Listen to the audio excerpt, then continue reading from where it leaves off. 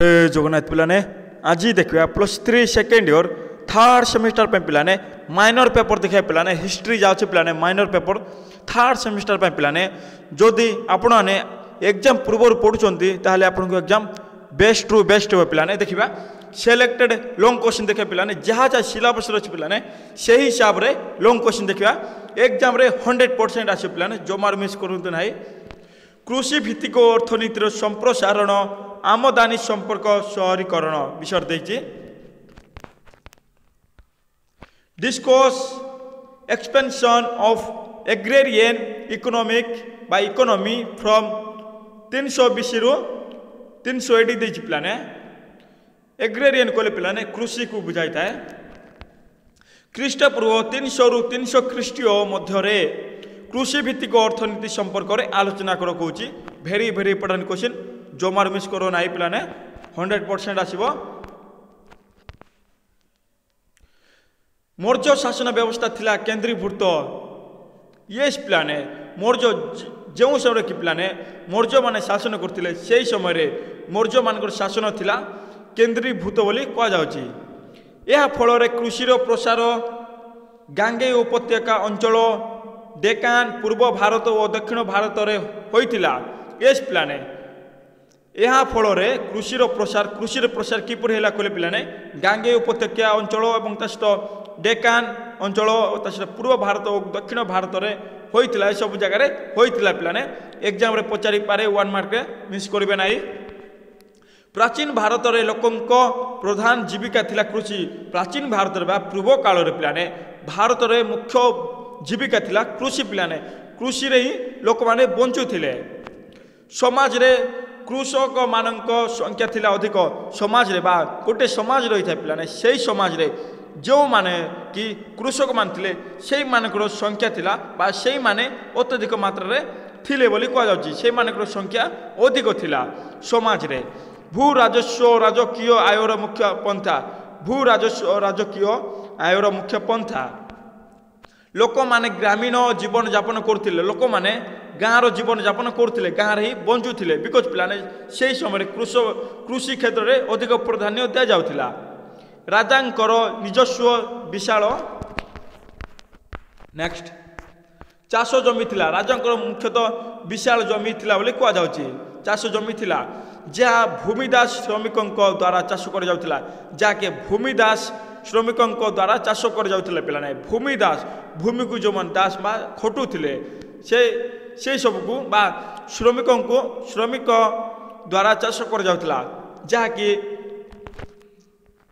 राजांकर निजस्व विशाल चाष जमी थिला से चाष जमी रे भूमि दास श्रमिकों द्वारा चाष कर जाउथिला बोली कहा जाउची बा भूमि को लोक मान को दास बनेकिना श्रमिक क्षेत्र में चाष कराउथिले से मानकु मजूरी प्रदान कर जाउथिला से मानकु मजूरी बा टंका दिया जाउथिला पिलाने प्रदान कर जाउथिला से समय भाग चाष पद्धति प्रचलित थिला से समय मीन्स प्राचीन समय पिलाने भाग चाष मीन्स कौन कम मात्रा रे कृषक मानकु देबे एवं अधिक मात्रा रे से राजा माने नै जिबे ताहि कह जाउछि पिलाने से माने जमी मालिकों को उत्पादन अर्धेक शस्य देउथिले से माने मीन्स कृषक माने जमी मालिकों को जो माने जमीर मालिक थिले से मानकु उत्पादन अर्धेक शस्य बा अधारु अधा शस्य दे देउथिले बोली कहा जाउछि जमी मालिकों को।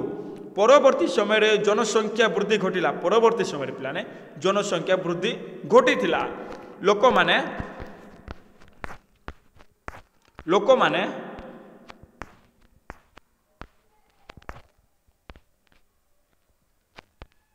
लोक माने चाष जमी पाए जंगल सफा कले एवं नूतन ग्राम प्रतिष्ठा कले लोक माने जेतबेले कि अधिक लोक माने हे गले से समय रे जंगल को सफा करले एवं सहित से जंगल रे पिलाने नूतन ग्राम प्रतिष्ठा कले बोली कहा जाउची।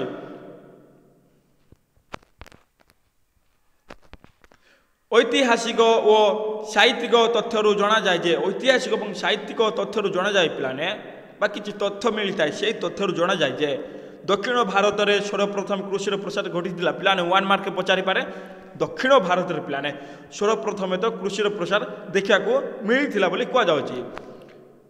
ପ୍ଲିନିଂ ବର୍ଣ୍ଣନାରୁ ଜଣାଯାଏ ଦାକ୍ଷିଣାତ୍ୟରେ ବହୁତ ବହୁଳ ଭାବରେ ଆଖୁ ଓ କାର୍ପା ଚାଷ କରାଯାଉଥିଲା। ମିନ୍ସ କୁହାଯାଉଛି ପିଲାମାନେ ପ୍ଲିନିଙ୍କ ବର୍ଣ୍ଣନାରୁ ଜଣାଯାଇଛି ପିଲାମାନେ ଦାକ୍ଷିଣାତ୍ୟରେ ବହୁଳ ଭାବରେ ଆଖୁ ଦାକ୍ଷିଣାତ୍ୟ ଅଞ୍ଚଳରେ ପିଲାମାନେ ବହୁତ ମାତ୍ରାରେ ଆଖୁ ଏବଂ ତା ସହିତ କାର୍ପା ଚାଷ କରାଯାଉଥିଲା ବୋଲି କୁହାଯାଉଛି। କୃଷିର ସମ୍ପ୍ରସାରଣ ପାଇଁ ଜଳସେଚନ ଥିଲା ମୁଖ୍ୟ। କୃଷିର ସମ୍ପ୍ରସାରଣ ପାଇଁ ଜଳସେଚନ ଥିଲା ମୁଖ୍ୟ।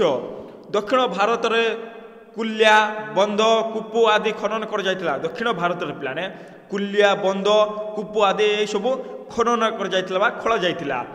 ଜଳସେଚନ ବ୍ୟବସ୍ଥା ପାଇଁ ରାଜା ପ୍ରଶାସନ ଓ ବ୍ୟକ୍ତିବିଶେଷଙ୍କ ଉଦ୍ୟମ ପରିଲକ୍ଷିତ ହେଉଥିଲା। ଜଳସେଚନ ପାଇଁ ପିଲାମାନେ ରାଜା ପ୍ରଶାସନ ଓ ବ୍ୟକ୍ତିବିଶେଷଙ୍କ ଉଦ୍ୟମ ବା ସେମାନଙ୍କ ଉଦ୍ୟମ ମିନ୍ସ ଜାରି କରାଯାଉଥିଲା ପିଲାମାନେ ତାଙ୍କ ଅନୁମତି ନିଆଯାଉଥିଲା ବୋଲି କୁହାଯାଉଛି ପରିଲକ୍ଷିତ ହେଉଥିଲା। ପରବର୍ତ୍ତୀ ମୌର୍ଯ୍ୟ ଶାସନ ଅମଳରେ ଗାଙ୍ଗେୟ ଉପତ୍ୟକା ବାହାରେ କୃଷିର ପ୍ରସାର ହୋଇଥିଲା। ପରବର୍ତ୍ତୀ ସମୟରେ ପିଲାମାନେ ମୌର୍ଯ୍ୟ ଶାସନ ସେହି ସମୟରେ ଅମଳରେ ଗାଙ୍ଗେୟ ଉପତ୍ୟକା ବାହାରେ କୃଷିର ପ୍ରସାର ହୋଇଥିଲା। ଗାଙ୍ଗେୟ ଉପତ୍ୟକା ବାହାରେ କୃଷିର ପ୍ରସାର ହୋଇଥିଲା ବୋଲି କୁହାଯାଉଛି। ପାର୍ବତୀୟ ଜାତିଗୁଡ଼ିକ ମଧ୍ୟରେ ପରସ୍ପର ଭାବର ଆଦାନ ପ୍ରଦାନ ଫଳରେ କୃଷି ଓ ବାଣିଜ୍ୟର ପ୍ରସାର ଘଟିଥିଲା। ମିନ୍ସ କୁହାଯାଉଛି ପିଲାମାନେ ଏଠାରେ ପରବର୍ତ୍ତୀ ଜାତିଗୁଡ଼ିକ ମଧ୍ୟରେ ପାର୍ବତୀୟ ଜାତିଗୁଡ଼ିକ ମଧ୍ୟରେ କୁହାଯାଉଛି ପିଲାମାନେ ପରସ୍ପର ମଧ୍ୟରେ ପିଲାମାନେ ଭାବର ବା ଚିନ୍ତାର ଆଦାନ ପ୍ରଦାନ ଫଳରେ ପିଲାମାନେ କୃଷି ଓ ବାଣିଜ୍ୟର ପ୍ରସାର ଘଟିଥିଲା ବୋଲି କୁହାଯାଉଛି। ଚିନ୍ତାର ଆଦାନ ପ୍ରଦାନ ଫଳରେ ହିଁ କୃଷି ଓ ବାଣିଜ୍ୟର ପ୍ରସାର ଘଟିଥିଲା। ପ୍ରାଚୀନ ଭାରତର ମୁଖ୍ୟ ଫସଲ ହେଲା ପିଲାମାନେ ମନେ ରଖିବେ ଧାନ ଗହମ ବାର୍ଲି ଆଖୁ ସୋରିଷ ବାଦାମ ଏସବୁ ହେଉଛି ପିଲାମାନେ ପ୍ରାଚୀନ ଭାରତର ମୁଖ୍ୟ ଫସଲ ଗୁଡ଼ିକ ଧାନ ଗହମ ବାର୍ଲି ଆଖୁ ସୋରିଷ ବାଦାମ। ଉତ୍ତର ଭାରତରେ ବାର୍ଲି ଓ ଧାନ ଚାଷ କରାଯାଉଥିଲା। ଉତ୍ତର ଭାରତରେ ପିଲାମାନେ ବାର୍ଲି ଓ ଧାନ ଚାଷ କରାଯାଉଥିଲା। ଦକ୍ଷିଣ ଭାରତରେ ଅଦା ଡାଲଚିନି ଗୋଲମରିଚ ଅଳେଇଚ ଆଦି ଚାଷ କରାଯାଉଥିଲା ପିଲାମାନେ ଏସବୁ ମନେ ରଖିବେ। ଦକ୍ଷିଣ ଭାରତରେ ପିଲାମାନେ ଅଦା ଡାଲଚିନି ଗୋଲମରିଚ ଅଳେଇଚ ଆଦି ସବୁ ଚାଷ କରାଯାଉଥିଲା। ଅର୍ଥଶାସ୍ତ୍ରରୁ ଜଣାଯାଏ ଯେ ବା ଇକୋନୋମିକରୁ ଜଣାଯାଏ ଯେ ପିଲାମାନେ ଲୋକମାନେ ଖତ ଓ ସାରର ବ୍ୟବହାର ସମ୍ପର୍କରେ ଜାଣିଥିଲେ। ଲୋକମାନେ କି ଇକୋନୋମିକ୍ସରୁ ଜଣାଯାଉଛି ଯେ ପିଲାମାନେ ଲୋକମାନେ ଯେଉଁମାନେ ବ୍ୟକ୍ତି ଥିଲେ ସେହି ସମୟରେ ପିଲାମାନେ ଯେଉଁମାନେ କି କୃଷି କ୍ଷେତ୍ରରେ ଚାଷ କରୁଥିଲେ ସେହି ସମୟରେ ଲୋକମାନେ ଖତ ଓ ତା ସହିତ ସାରର ବ୍ୟବହାର ସମ୍ପର୍କରେ ଜାଣିଥିଲେ ବୋଲି କୁହାଯାଉଛି। ଉଭୟ ଭାରୀ ଓ ହାଲୁକା ଲଙ୍ଗଳ ଦ୍ୱାରା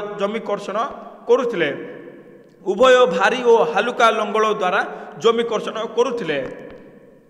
ପ୍ରାଚୀନ କାଳରେ ଲୋକମାନଙ୍କ ଜୀବିକା ଥିଲା ପଶୁପାଳନ।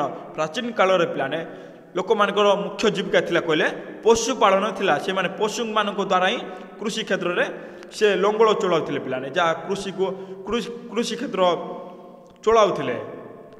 ସେମାନଙ୍କର ମୁଖ୍ୟ ଜୀବିକା ହେଲା ପଶୁପାଳନ। ପଶୁମାନଙ୍କ ଦ୍ୱାରା ହିଁ ସେମାନେ ଚାଷ କରୁଥିଲେ ମୁଖ୍ୟତଃ ଓ ପ୍ରଜନନ ଚାଷୀମାନେ ମୌଳିକ ଭାବେ ଗାଈ ଗୋରୁ ଛେଳି ମେଣ୍ଢା ଆଦି ପାଳନ କରୁଥିଲେ। ପ୍ରଜନନ କୁହାଯାଉଛି ପିଲାମାନେ ଚାଷୀମାନେ ଯେଉଁମାନେ ଥିଲେ ସେହି ସମୟରେ ମୌଳିକ ଭାବରେ ଗାଈ ଗୋରୁ ଛେଳି ମେଣ୍ଢା ଆଦି ଏହିସବୁ ପାଳନ କରୁଥିଲେ ପିଲାମାନେ କୁହାଯାଉଛି। ଗୃହପାଳିତ ପଶୁଗୁଡ଼ିକୁ ସେମାନେ ଚାଷ କାର୍ଯ୍ୟରେ ଓ ମାଲ ପରିବହନ କାର୍ଯ୍ୟରେ ନିୟୋଜିତ କରୁଥିଲେ।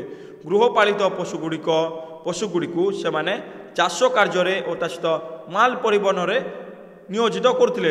ଯେଉଁମାନେ ପଶୁମାନେ ଥିଲେ ସେଇମାନଙ୍କୁ ବା ଗୃହପାଳିତ ପଶୁମାନଙ୍କୁ ପିଲାମାନେ ଚାଷ କାର୍ଯ୍ୟରେ ବ୍ୟବହାର କଲେ ଏବଂ ତା ସହିତ ମାଲ ପରିବହନରେ ବ୍ୟବହାର କରୁଥିଲେ। ସିନ୍ଧୁ ଓ ଉତ୍ତର ପଶ୍ଚିମାଞ୍ଚଳରେ ଘୋଡ଼ା ପାଳନ କରାଯାଉଥିଲା। ସିନ୍ଧୁ ଓ ତା ସହିତ ଉତ୍ତର ପଶ୍ଚିମାଞ୍ଚଳରେ ଘୋଡ଼ା ପାଳନ କରାଯାଉଥିଲା ପିଲାମାନେ। ସାମନ୍ତ ଓ ସୈନିକମାନେ ଘୋଡ଼ା ପାଳନ କରୁଥିଲେ। ସାମନ୍ତ ଓ ସୈନିକମାନେ ଯେଉଁମାନେ ଥିଲେ ସେମାନେ ଘୋଡ଼ା ପାଳନ କରୁଥିଲେ। ସାମନ୍ତ ଓ ସୈନିକମାନେ ଘୋଡ଼ା ପାଳନ କରୁଥିଲେ। ଭୂ ରାଜସ୍ୱ ଦେଖିବା। ପ୍ରାଚୀନ କାଳରେ ଗ୍ରାମରେ ବସବାସ କରୁଥିବା ବ୍ୟକ୍ତିମାନେ ଚାଷ ଉପକରଣ ତିଆରି ପାଇଁ ବଢ଼େଇ ଓ କମାର ସହାୟତା ନେଉଥିଲେ। ପିଲାମାନେ କୁହାଯାଉଛି ଯେ ପ୍ରାଚୀନ କାଳରେ ପିଲାମାନେ ଗ୍ରାମରେ ବସବାସ କରୁଥିବା ବ୍ୟକ୍ତିମାନେ ବା ଲୋକମାନେ ଗାଁରେ ବସବାସ କରୁଥିବା ଲୋକମାନେ ଚାଷ ଉପକରଣ ତିଆରି ପାଇଁ ବଢ଼େଇ କମାର ଏସବୁ ସାହାଯ୍ୟ ନେଉଥିଲେ।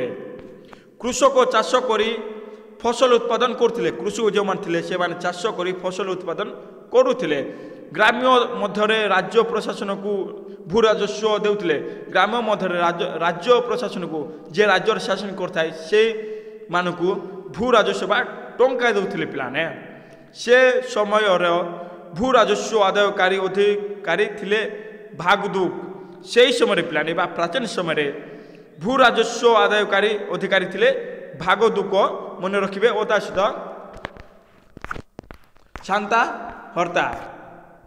ହର୍ତ୍ତା ଥିଲେ ଏମାନେ ଥିଲେ ମନେ ରଖିବେ 1 ମାର୍କ ପଚାରିପାରେ ମିସ୍ କରିବେ ନାହିଁ ଏମାନେ ଖଜଣା ଶସ୍ୟ ଆକାରରେ ଆଦାୟ କରି ରାଜ୍ୟ ଶସ୍ୟାଗାର ବା କୋଷାଗାରରେ ଜମା କରୁଥିଲେ ଏମାନେ ଯେଉଁମାନେ ଥିଲେ ଖଜଣା ଶସ୍ୟ ଆକାରରେ ଖଜଣା ଟଙ୍କା ହିସାବରେ ଶସ୍ୟ ଆକାରରେ ଆଦାୟ କରି ରାଜ୍ୟ ଶସ୍ୟାଗାର ବା କୋଷାଗାରରେ ଜମା କରୁଥିଲେ ଭୂ ରାଜସ୍ୱ ପରିମାଣ 6%ରୁ 33% ମଧ୍ୟରେ ରହୁଥିଲା ମିନ୍ସ କୁହାଯାଉଛି ପିଲାମାନେ ଭୂ ରାଜସ୍ୱ ପରିମାଣ 6%ରୁ 33% ମଧ୍ୟରେ ରହୁଥିଲା ପରବର୍ତ୍ତୀ ସମୟରେ ମୁଦ୍ରା ଓ ଶସ୍ୟ ଆକାରରେ ଭୂ ରାଜସ୍ୱ ଆଦାୟ କରାଯାଉଥିଲା ପରବର୍ତ୍ତୀ ସମୟରେ ପିଲାମାନେ ମୁଦ୍ରା ବା ଟଙ୍କା ଓ ଶସ୍ୟ ଆକାରରେ ଭୂ ରାଜସ୍ୱ ଆଦାୟ କରାଯାଉଥିଲା ବୋଲି କୁହାଯାଉଛି ଭୂ ରାଜସ୍ୱ ମିନ୍ସ ଟଙ୍କା ଆଦାୟ କରାଯାଉଥିଲା ପିଲାମାନେ ପରବର୍ତ୍ତୀ ସମୟରେ ରାଜାଙ୍କ ଅର୍ଥନୈତିକ ବ୍ୟବସ୍ଥା ଅନୁସାରେ ଭୂ ରାଜସ୍ୱର ଶତକଡ଼ା ଭାଗର ପରିବର୍ତ୍ତନ ହେଉଥିଲା ରାଜାଙ୍କ ଅର୍ଥନୈତିକ ବ୍ୟବସ୍ଥା ଅନୁସାରେ ରାଜାଙ୍କର ଇକୋନୋମିକ୍ ଅନୁସାରେ କୁହାଯାଉଛି ପିଲାମାନେ ଇକୋନୋମିକ୍ ସିଷ୍ଟମ ଅନୁସାରେ ଭୂ ରାଜସ୍ୱର ବା ଭୂମି ରାଜସ୍ୱ ପିଲାମାନେ ଭୂମି ଉପରେ ଟଙ୍କା ଭୂମି ଯେତେ ସବୁ ପିଲାମାନେ ଚାଷ ହେବ ସେସବୁ ଅଧାରୁ ଅଧା ନେଇଯିବେ ତାହା କୁହାଯାଉଛି ପିଲାମାନେ ଶତକଡ଼ା ଭାଗର ପରିବର୍ତ୍ତନ ହେଉଥିଲା ଉଦାହରଣ ସ୍ୱରୂପ କୁହାଗଲା ଯେ ଯୁଦ୍ଧ ସମୟରେ ରାଜା ଅଧିକ ରାଜସ୍ୱ ଦାବି କରୁଥିଲେ ପିଲାମାନେ ଯେଉଁ ସମୟରେ କି ଯୁଦ୍ଧ ହେଉଥିଲା ସେହି ସମୟରେ କୃଷକମାନଙ୍କ ଉପରେ ଅଧିକ ଚାପ ପକାଉଥିଲେ ଏବଂ କହୁଥିଲେ କି ଭୂମିରେ ଯେତେ ସବୁ ଚାଷ ହେଲା ସେଥିରୁ ଅଧିକ ମାତ୍ରାରେ ଆମକୁ ଦିଅ ବିକଜ ଯୁଦ୍ଧ ସମୟରେ ସେହି ସମୟରେ ମାଗୁଥିଲେ ଅଧିକ ମାଗୁଥିଲେ ଏବଂ ପ୍ରାକୃତିକ ବିପର୍ଯ୍ୟୟ ସମୟରେ ଶସ୍ୟ ହାନି ହେଲେ ଭୂ ରାଜସ୍ୱ କମ୍ ବା ଛାଡ଼ କରାଯାଉଥିଲା ଏବଂ ତା ସହିତ ପ୍ରାକୃତିକ ବିପର୍ଯ୍ୟୟ ପ୍ରାକୃତିକ ମିନ୍ସ କ'ଣ ପିଲାମାନେ ଭାବିନିଅ ବନ୍ୟା ହେଲା ବାତ୍ୟା ହେଲା ମରୁଡ଼ି ହେଲା ଏସବୁ ଯେ ପିଲାମାନେ ପ୍ରାକୃତିକ ବିପର୍ଯ୍ୟୟ ସେହି ସମୟରେ ଶସ୍ୟ ହାନି ହେଲେ ବା ଯାହା ସବୁ ଚାଷ ହେଲା ପିଲାମାନେ ସେସବୁ ଖରାପ ହୋଇଗଲେ ପିଲାମାନେ ଭୂ ରାଜସ୍ୱ କମ୍ ହେଉଥିଲା ବା ଛଡ଼ା ଯାଉଥିଲା ବୋଲି କୁହାଯାଉଛି ଖଣି ଜଙ୍ଗଲରୁ ମଧ୍ୟ ରାଜାଙ୍କୁ ରାଜସ୍ୱ ମିଳୁଥିଲା ଖଣି ଜଙ୍ଗଲରେ ଯାହା ଖୋଳୁଥିଲେ ପିଲାମାନେ ସେସବୁ ଖଣି ମିଳୁଥିଲା ଏବଂ ତା ସହିତ ଜଙ୍ଗଲରୁ ମଧ୍ୟ ରାଜାଙ୍କୁ ଏସବୁ ମଧ୍ୟରୁ ରାଜାଙ୍କୁ ରାଜସ୍ୱ ମିଳୁଥିଲା ବୋଲି କୁହାଯାଉଛି କୌଟିଲ୍ୟଙ୍କ ମତରେ କୁହାଯାଉଛି ଯେ ରାଜ୍ୟର ସମସ୍ତ ଖଣି ଖାଦାନର ମାଲିକ ହେଉଛନ୍ତି ରାଜା କୌଟିଲ୍ୟଙ୍କ ମତରେ କୁହାଯାଉଛି ପିଲାମାନେ ରାଜ୍ୟର ସମସ୍ତ ଖଣି ଖାଦାନର ମାଲିକ ହେଉଛନ୍ତି ରାଜା ଯେତେ ସବୁ ରାଜ୍ୟରେ ଖଣି ଖାଦାନ ହେଲା ସେସବୁର ରାଜା ହେଲେ ବା ମାଲିକ ହେଲେ ରାଜା ବୋଲି କୁହାଯାଉଛି ରାଜାମାନେ କର ଓ ପ୍ରତିଭାଗ ମଧ୍ୟ ପ୍ରଜାମାନଙ୍କ ଠାରୁ ଆଦାୟ କରୁଥିଲେ ରାଜାମାନେ କର ଓ ପ୍ରତିଭାଗ ମଧ୍ୟ ପ୍ରଜାମାନଙ୍କ ଠାରୁ ଆଦାୟ କରୁଥିଲେ ବିଭିନ୍ନ ପ୍ରକାର ଫଳ ଫୁଲ କନ୍ଦମୂଳ ଆଦି ଚାଷୀମାନଙ୍କ ଦ୍ୱାରା ରାଜାଙ୍କୁ ଭେଟି ଦିଆଯାଉଥିଲା ବା ଦିଆଯାଉଥିଲା ବିଭିନ୍ନ ପ୍ରକାର ଫଳ ଫୁଲ କନ୍ଦମୂଳ ଆଦି ଚାଷୀମାନଙ୍କ ଦ୍ୱାରା ଏଇ ଚାଷୀମାନଙ୍କ ଦ୍ୱାରା ପିଲାମାନେ ଫଳ ଫୁଲ କନ୍ଦମୂଳ ଏସବୁ ରାଜାମାନଙ୍କୁ ଦିଆଯାଉଥିଲା ବୋଲି କୁହାଯାଉଛି ଏହା ପ୍ରତିଭାଗ ରୂପେ ପରିଚିତ ପିଲାମାନେ 1 ମାର୍କ ପଚାରିପାରେ ରାଜାମାନେ ତଥା ରାଜକର୍ମଚାରୀମାନେ ଯଦିଚ କର ଓ ଖଜଣା ଆଦାୟ କରୁଥିଲେ ହେଲେ ପ୍ରଜାମାନଙ୍କୁ କୌଣସି ପ୍ରକାର ଅତ୍ୟାଚାର ଓ ଶୋଷଣ ନ କରିବାକୁ ରାଜା ସର୍ବଦା ସଚେତନ ଥିଲେ ମିନ୍ସ କୁହାଯାଉଛି ପିଲାମାନେ ଏଠାରେ ରାଜାମାନେ ତଥା ରାଜକର୍ମଚାରୀମାନେ ଯଦିଓ କର ଓ ଖଜଣା ସବୁ ଟଙ୍କା ନେଇଯାଉଥିଲେ ବା ଯେତେ ଶସ୍ୟ ହେଲା ସେସବୁ ନେଇଯାଉଥିଲେ କିନ୍ତୁ ପିଲାମାନେ ପ୍ରଜାମାନଙ୍କୁ କୌଣସି ପ୍ରକାରରେ ଅତ୍ୟାଚାର ହେଉନଥିଲା ଏବଂ ତା ସହିତ ଶୋଷଣ ଏସବୁ ସର୍ବଦା ସତର୍କ ରହୁଥିଲେ ବୋଲି କୁହାଯାଉଛି ପିଲାମାନେ ସର୍ବଦା ସଚେତନ ଥିଲେ ବୋଲି କୁହାଯାଉଛି ପ୍ରଜାମାନଙ୍କୁ କୌଣସି ପ୍ରକାର ଅତ୍ୟାଚାର ଓ ତା ସହିତ ଶୋଷଣ ନ କରିବାକୁ ରାଜା ସର୍ବଦା ସଚେତନ ଥିଲେ ଏ ସମ୍ପର୍କରେ କୁହାଯାଏ ଯେ ପିଲାମାନେ the rulers in ancient India extorted money from people under different pretexts. However, while imposing taxes, the ruler was expected to ensure that the subjects were not robbed reward of their due rewards. ଖଜଣା ଆଦାୟକାରୀ ଅଧିକାରୀମାନଙ୍କ ସମ୍ପର୍କରେ GL ଅଧ୍ୟୟ ମତ ବ୍ୟକ୍ତ କରନ୍ତି ଯେ ଖଜଣା ଆଦାୟକାରୀ ମାନେ ନିର୍ଦ୍ଦିଷ୍ଟ ପାଉଣା ପାଉଥିଲେ ବା ଖଜଣା ଯେଉଁମାନେ ଆଦାୟ କରୁଥିଲେ ସେମାନେ ନିର୍ଦ୍ଦିଷ୍ଟ ପାଉଣା ପାଉଥିଲେ ବା ଟଙ୍କା ପାଉଥିଲେ। 10 କୋଟି ଗ୍ରାମର ଅଧିକାରୀ ଏକ କୂଳ ଜମିର ଖଜଣା ପିଲାମାନେ 1 ମାର୍କ ପଚାରିପାରେ ଏସବୁ ଦେଖିବେ। 10 କୋଟି ଗ୍ରାମର ଅଧିକାରୀ ଏକ କୂଳ ଜମିର ଖଜଣା 20 ଗୋଟି ପିଲାମାନେ 20 ଗୋଟି ଗ୍ରାମର ଅଧିକାରୀ 5 କୂଳ କୁହାଯାଉଛି। ତା ସହିତ 100 ଗୋଟି ଗ୍ରାମର ଅଧିକାରୀ ଗୋଟିଏ ଗାଁର ଖଜଣା 100 ଗୋଟି ଗ୍ରାମର ଅଧିକାରୀ ଗୋଟିଏ ଗାଁର ଖଜଣା। ନେକ୍ସଟ 1000 ଗୋଟି ଗ୍ରାମର ଅଧିକାରୀ ଗୋଟିଏ ନଗର ଖଜଣା ଦରମା ଆକାରରେ ପାଉଥିଲେ। ନେକ୍ସଟ ସଂଗୃହୀତ ଅର୍ଥ ପ୍ରଜା କଲ୍ୟାଣ କାର୍ଯ୍ୟରେ ବିନିଯୋଗ କରାଯାଉଥିଲା। ସଂଗୃହୀତ ଅର୍ଥ ପ୍ରଜା କଲ୍ୟାଣ କାର୍ଯ୍ୟରେ ବିନିଯୋଗ କରାଯାଉଥିଲା ବୋଲି କୁହାଯାଉଛି। ପ୍ରାଚୀନ ଭାରତରେ ଅନେକ ଶିଳ୍ପ ଗଢ଼ି ଉଠିଥିଲା। ପ୍ରାଚୀନ ଭାରତରେ ବା ଭାରତରେ ପୂର୍ବ କାଳରେ ପିଲାମାନେ ଅନେକ ଶିଳ୍ପ ଗଢ଼ି ଉଠିଥିଲା ବୋଲି କୁହାଯାଉଛି। ସେଥିମଧ୍ୟରୁ ପଶ୍ଚିମ ବସ୍ତ୍ର ବା ପଶମ ବସ୍ତ୍ର କୁହାଯାଉଛି ପିଲାମାନେ। ପଶମ ନା ରେଶମ ହେଇଥିବ ପିଲାମାନେ। ରେଶମ ନା ପଶମ ଟିକେ ଦେଖିଦେବେ ବହି। ରେଶମ ହେଇଥିବ। ରେଶମ ବସ୍ତ୍ର ଶିଳ୍ପ ଥିଲା ଅନ୍ୟତମ। ମାଟି ଶିଳ୍ପ କାଠ ଶିଳ୍ପ ଧାତୁ ଶିଳ୍ପ ମଧ୍ୟ ଗଢ଼ି ଉଠିଥିଲା। ମାଟି ଶିଳ୍ପ ଏବଂ ତା ସହିତ କାଠ ଶିଳ୍ପ ଓ ତା ସହିତ ଧାତୁ ଶିଳ୍ପ ଏସବୁ ଗୁଡ଼ିକ ଗଢ଼ି ଉଠିଥିଲା ବୋଲି କୁହାଯାଉଛି। ଏହା ଥିଲା କୃଷି ଭିତ୍ତିକ ଅର୍ଥନୀତିର ସମ୍ପ୍ରସାରଣ ପ୍ରକ୍ରିୟା। ଏହା ଥିଲା ପିଲାମାନେ କୃଷି ଭିତ୍ତିକ ଅର୍ଥନୀତିର ସମ୍ପ୍ରସାରଣ ପ୍ରକ୍ରିୟା। ସରିଲା ପିଲାମାନେ। ଏହା ଥିଲା ସିଲେକ୍ଟେଡ ଲଙ୍ଗ କ୍ୱେଶ୍ଚିନ୍ हिस्ट्री पिलाने माइनर पेपर 3rd सेमिस्टर पाई पिलाने जो माने के हिस्ट्री रखिचंते माइनर पेपर से माने को पाई पिलाने भेरी हेल्पफुल हेबो समस्ते जदि पिलाने आपण माने आगुरु पढुचंती ताले आपण को एग्जाम बेस्ट रु बेस्ट हेबो। जो पिलाने की प्रथम थर पाई चैनल को विजिट करचंती ताले सब्सक्राइब करको भूलिबे ना एवं शेषर पिलाने आपण को फ्रेंड्स को शेयर करिवे। जय जगन्नाथ।